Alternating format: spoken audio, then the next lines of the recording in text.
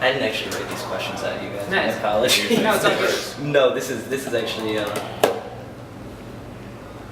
Okay, so this one's for you, Topher. Nice.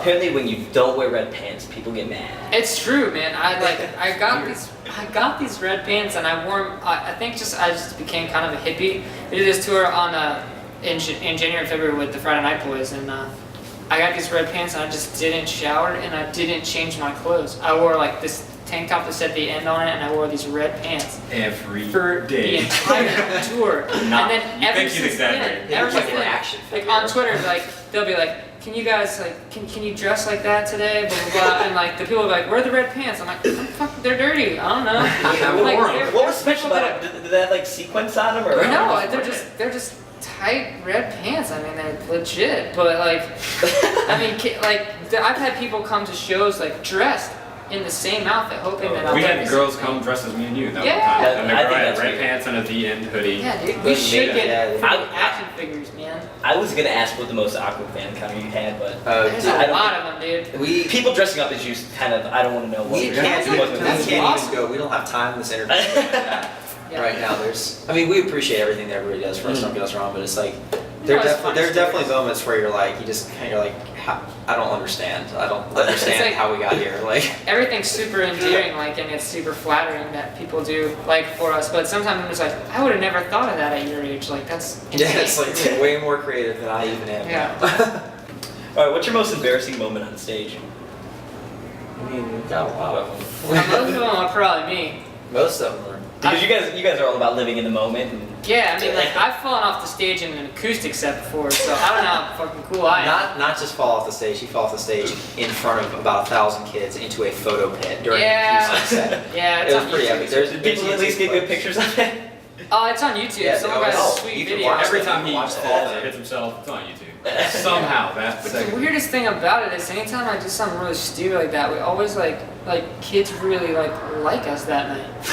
Like that was like one I of think the it's first. pity. I think it's pity. It was like the first pity. night we ever like These guys are a mess. sold a lot of records like on any tour. It was like on this tour with Never Shout Never, and it was like an acoustic tour. I should tell you something. Yeah, I know. I'm just gonna start falling off the stage every night. Dude, I guess kids like it when we're just I out think of control. I think that's the thing is like people can see like when you're like reserved or not. And like honestly, I think it's the point now when we practice music, we practice really difficult to get on stage to not give a fuck. Mhm. So it's like whatever happens. Like tonight, I don't even know what's gonna happen. The sound was all messed up, and we didn't care. Like we just played our It shit. all comes down to the same thing. It's like, shit's gonna happen on The stage. Ramones wasn't fucking complaining about fucking DI not working. Yeah. It's rock and roll. Like rock and roll is not science. I mean, it's not going to be perfect every night. There's going to be things that happen. I mean, your singer's going to fall off the stage from time to time and possibly hit himself in the face with the mic and have to get stitches that night. I mean, things happen. It happens, and it's just like I don't know. You just have to have fun with it. And like, that's the thing. I don't think any of us really get that embarrassed. It's like when something goes wrong on stage, like it's over falling off the stage. We're more likely to laugh about it than we are to Yeah. get embarrassed or get like bummed out about it. So I mean, it's just like whatever. Who cares? Happened to Steven Tyler, man. It's bad. And he's done. He was caught singing in Home Depot a couple days later. So. What movie do you find yourself quoting the most? Oh, holy God. Dumb and Dumber. Dumb and Dumb and Dumber. Dumber or Happy Gilmore. I do a lot of Tommy Boy. Yeah. I'm a Tommy Boy kind of This is like guy. my childhood that you guys are just reciting. Hell yeah. Good. That's Our totally merch gets mad, like, because we talk in quotes a lot. Who doesn't? Yeah, exactly. Well, I mean, it's not like we're the only ones, but it's like. It's like Nikki, our merch girl. She won't even know like what she's trying to make sense of something that's just from a movie, and she doesn't understand like what we're talking about. We'll have an entire conversation. And she's like, We talk in Family Guy quotes a lot too. Yeah, that's true. It's, it's not a movie, but I think that's probably collectively the thing we do the most. yeah. What do you guys think is the best thing that ever happened to your band? Honestly, I think the best thing that happened to our band was all the things that didn't happen to our band. Like If that makes any sense at all. It makes sense to me. I mean, Well, it's like honestly, there's a lot of talk and a lot. I mean, you hear shit in the music industry all the time about like what's gonna happen for your band and what's what people are gonna do for you. But honestly, like if things would have happened at the rate that they were told to us they were going to happen, or things like we wouldn't have gotten Ryan, our drummer, and we wouldn't have gotten Chris, our lead guitarist, and like that we wouldn't have been the Bigger Lights, and that's to me, the greatest thing about our band is that our band is our band. Like, as the people, like, because I have never, like, met musicians or, you know, honestly, like, when we've toured, like, I mean, people always say, like other bands, like, you guys just get along so well, you can see it on stage, you guys really have fun playing with each other, and to me, that's the biggest thing, and that's the most important thing, because you see each other every day, like, all day, and, like, it's honestly, like, a blessing to have not gotten things that got us to where we are, if that makes any sense. There are different points in our band where if we had to do what we're doing now, like 3.5 months, 4 months on the road, or, you know, and even then, like that, and then having a week and then doing it all over again, like, I think that our band probably would have quit. Like, we probably would have given up, like, or we would have killed each other. Because there was definitely a point in this band's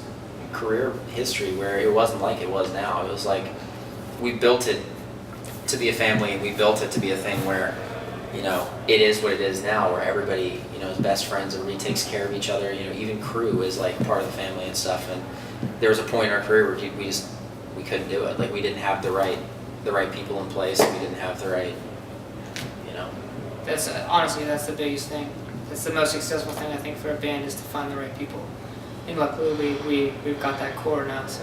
Yeah, I mean, it was tough for a while. Like, we hit one point where, you know, I know I personally was starting, it was like things were starting to happen, but the dynamic that was starting to become, like, prevalent, it was like, I was starting to look at it like, I don't know if I want to keep doing it like this. And right at that moment, you know, some major things changed, and we ended up, like, having to reassess, like, why we're doing it and whether we want to keep doing it, you know, because it would have been a perfect opportunity for us to just fold the cards, like, toss them in and be like, hey, you know, we're done.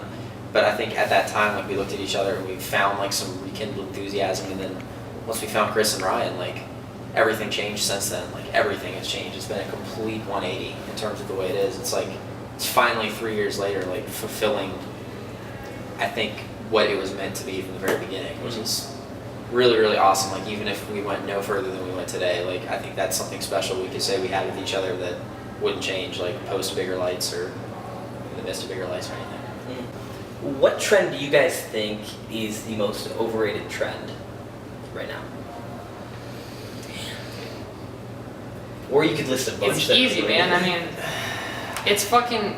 I hate these foolproof bands that, like, to me, this is just me personally, is, you know, it's, you know, you got the auto tuner cranked, you got, you know, tracks that are all pre-recorded. I mean, it's just, to me, it's like, yeah, I mean, I get into that music and I like the songs and stuff, but it's like when you're playing live, it's like, well, I want to see a musician. Like, I want to see that guy play acoustic. Like, I want to see that band.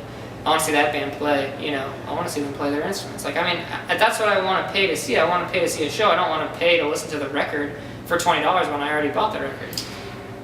It's like I want to see something real, like, in front of me, to me. I think it's not even, like, I can agree to some extent, it's not even so much, I think with every style and, like, every genre of music, there are certain bands that do it really, really well.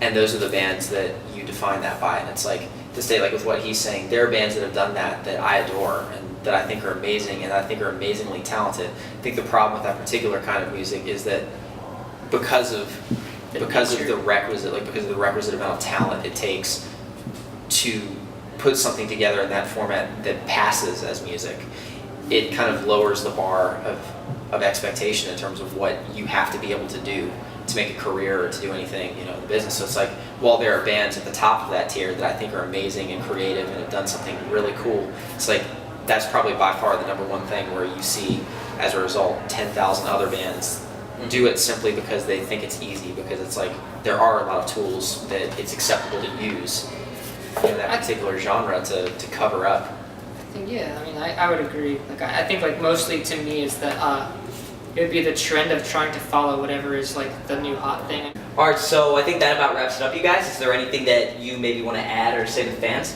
Just thank you to you, and thank you to everyone that keeps coming to shows. I mean, those are the people that put our band where they are. I mean, like, if we couldn't do it without you. I know a lot of bands say that, but we mean it from the bottom of our hearts. So. And a mandatory plug, our record, self-titled full-length record, is out now on Doghouse Records. And you? Anything? Keep on rocking in the free world. I know.